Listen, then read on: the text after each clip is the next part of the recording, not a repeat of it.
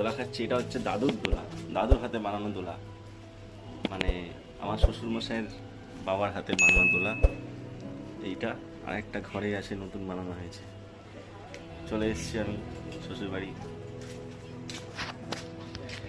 দেখো এখন দই খাবো, একেবারে ভাত টাত খেয়ে, যদি ভাত খাই ভাত খেয়ে আমাকে দই দিয়ে দিয়েছে।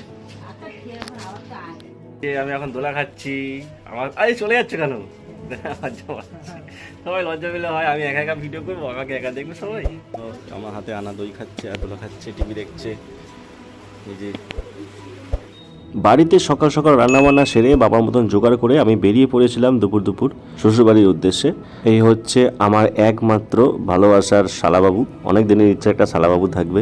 দুপুরে আমার জন্য শাশুড়ি মা খাসির মাংস, মাছের একটি ঝাল আর চিংড়ি মাছ দিয়ে চচ্চড়ি রান্না করেছিল। বেশ ভালো টেস্ট হয়েছিল, জমিয়ে খাওয়া দাওয়া করেছি পেট পুরে, কিন্তু ভিডিও করা হয়নি, একটু চাপে ছিলাম। আর এই যে আমার শ্বশুরমশাই, এনারা সবাই যাচ্ছে আজকে সৃজন এবং আমার ওয়াইফকে নিয়ে আমার বাড়িতে ছাড়তে। এসে অটোয় উঠে পড়েছি। আজকে এই ভাই আমাদের নিয়ে যাচ্ছে সাথে করে, একদম বাড়ি থেকে অটো বুক করে আমাদের শালাবাবু পাঠিয়ে দিয়েছে বাড়িতে।